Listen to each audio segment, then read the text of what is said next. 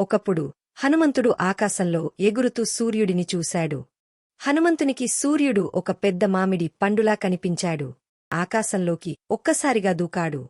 ఆ మామిడి పండుని తినాలి అని అనుకున్నాడు. దీన్ని చూసిన దేవతలందరూ భయపడ్డారు. ఇంద్రుడు వజ్రాయుధంతో హనుమంతుడిని కొట్టేశాడు. అప్పుడు హనుమంతుడు భూమిపైన పడిపోయాడు. అప్పుడు ఆయన తండ్రి వాయుదేవుడు చాలా కోపపడ్డాడు. కోపంతో వాయువుని ఆపేశాడు. ప్రపంచమంతా ఊపిరి లేక అల్లకల్లోలంగా మారింది. అప్పుడు దేవతలు వచ్చి హనుమంతుడిని బతికించి అద్భుతమైన బలం, వేగం, జ్ఞానం ఇచ్చారు. కొంతకాలం తర్వాత హనుమంతుడి అల్లరి వల్ల ఒక మహాఋషికి కోపం వచ్చింది. ఆ కోపంతో హనుమంతుడిని శపించాడు. నీవు నీ శక్తిని మరిచిపోతావు. ఎవరైనా గుర్తుచేస్తేనే నీ శక్తి తిరిగి జాగృతమవుతుంది.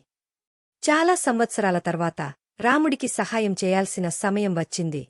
సీతమ్మను వెతకడానికి సముద్రం దాటి వెళ్లాల్సి వచ్చింది. అప్పుడు జాంబవంతుడు అన్నాడు, హనుమా, నీవు మామూలు వాడివి కాదు. నీలో గొప్ప శక్తి ఉంది అలా అని ఆయన గుర్తుచేశాడు. ఆ సమయంలో హనుమంతుడు గర్జించి ఆకాశంలోకి ఎగిరాడు. సముద్రం దాటి లంకకు వెళ్లి సీతమ్మను కనుగొన్నాడు. జై హనుమాన్.